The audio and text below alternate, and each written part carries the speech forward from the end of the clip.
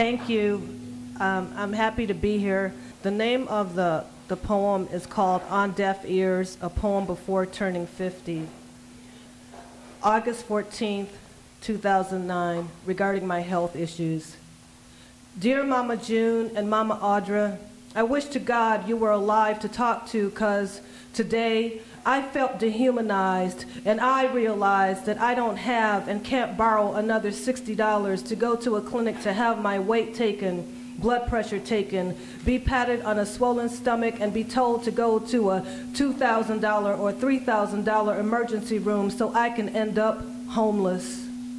I realized after feeling dehumanized that the poems aren't pouring from my skin and becoming books or journal publications as often as they did before.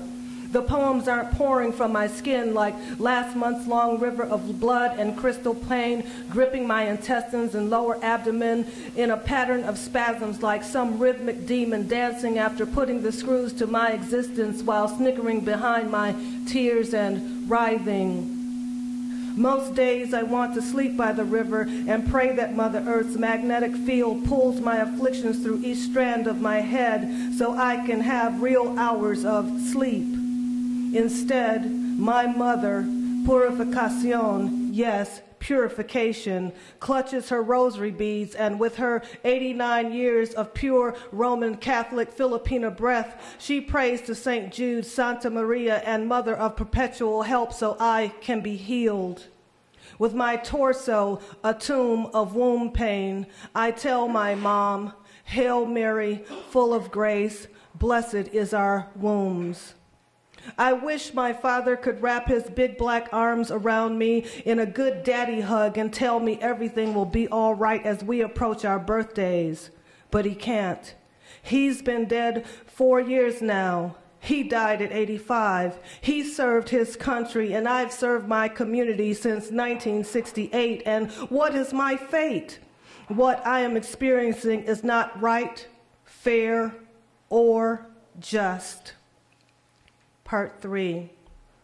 I'm tired of pain waking me up. I'm tired of pain forcing me to sit up in a chair and lean forward in order to breathe and sleep. I'm tired of sucking pain up, smiling and acting like I'm not in pain, telling people I'm sick when it doesn't matter to them one bit. I'm tired of pain and people asking me if I'm pregnant. I'm tired of saying, leave me alone. If I were in Canada, Cuba, England, or France, or Sweden, or Amsterdam, I could get my health care in order. I could walk into a London apothecary and get my herbs, tinctures, and oils and get some good instruction about my uterus or intestines at a naturopath or homeopathic MD. If I were in Amsterdam, I could get medical marijuana with a dessert and coffee. In Canada or Cuba, after waiting to be seen, I wouldn't be told, I'm sorry, we can't do anything for you. And I'd be given name brand or generic prescriptions that are cheaper than here. If I were in Sweden, I could go to a spa and get a massage because they are interested in keeping their population healthy rather than figuring out how much money can be made. I'm so tired of pain waking me up. I'm so tired of pain waking me up. After I stopped profuse bleeding by drinking half glasses of fresh squeezed lemon juice when a second-year medical student told me to go to the emergency room, I wish some MFKNSOB would tell me to stop taking acidophilus, aloe vera, apple cider vinegar, black cohosh, burdock root, chlorophyll, fresh juice, garlic, milk thistle, parsley, phycillium, red raspberry, over-the-counter thyroid vitamins, thyme, and filtered water when alternating non-steroid anti-inflammatories don't work at the suggested dosages, and medical folks can't identify what is making me ill when I can't get people to tell me what a barium enema costs, a blood test costs, a CT scan costs, a colon cancer screening costs, an intravaginal scan or ultrasound costs, a hormone test costs, or where I can purchase products that do not have soy or soy derivatives so I can figure out how many tons of metal, copper, returnable cans and bottles I'll need to get enough money to address my health issues. 4. Can't rock away pain no more, no more. Can't rock away pain no more. Don't want death at my door. Can't take writhing on the floor. Can't rock away pain no more. Can't rock away pain no more, no more. 5. If I die before I wake, here's a poem for you to take. 6. August 18, 2009. By the grace of the Creator, I called Sam, not the lawyer, but the writer, union brother, and he offered a helping hand, was able to get me help where St. Francis stands. Journal entry. On August 18, 2009 at 5:18 p.m., I looked up Wayne County health insurance plans for poor people. I found that if you are not on Medicaid, you can't sign up.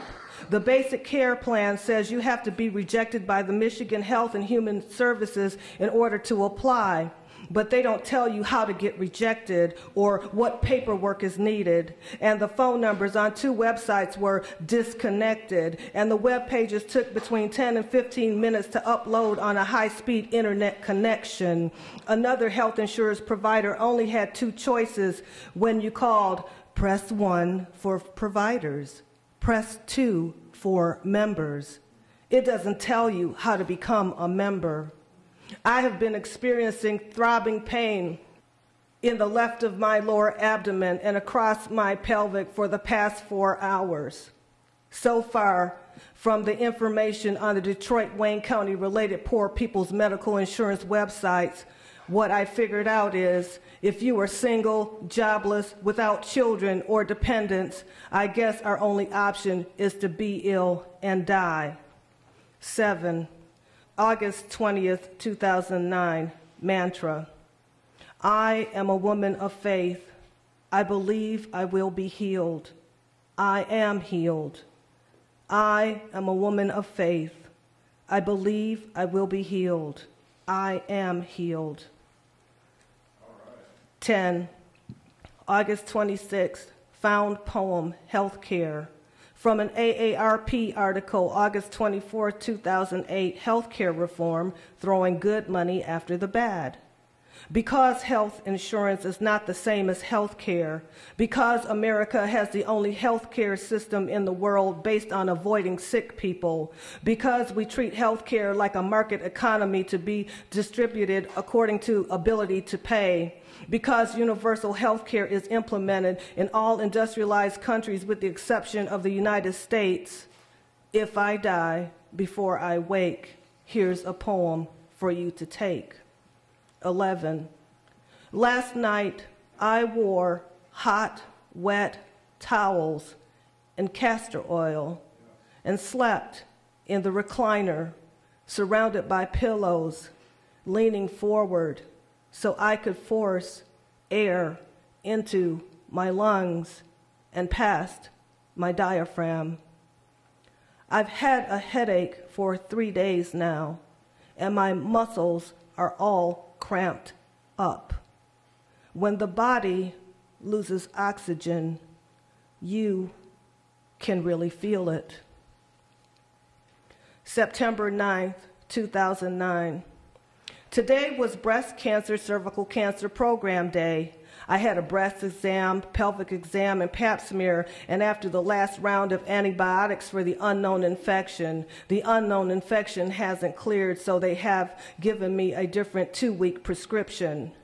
Today they said, your uterus feels swollen and I imagine you have fibroids, and when I asked if I could have an ultrasound or a CT scan to be sure, they said no, because it's expensive and you don't have insurance. Today, I finally broke down and cried because I don't want to die, and I want to know why poor women without medical insurance can't have an ultrasound or a CT scan to see if a fibroid or a branch of fibroids are the size of a seed or as large as a cantaloupe, pressing our wombs into cancerous tombs. 28. In 8 days, I will be 50 years old, and I have written on deaf ears, praying someone will eventually hear the millions of women just like me who suffer in silence till they can't see, from exhaustion and pain and running around, from clinic to hospital to get worn down by denial of service, little or no health care, leaving families to grieve with coffins to bear. Love you, Mom. Your daughter, Aurora.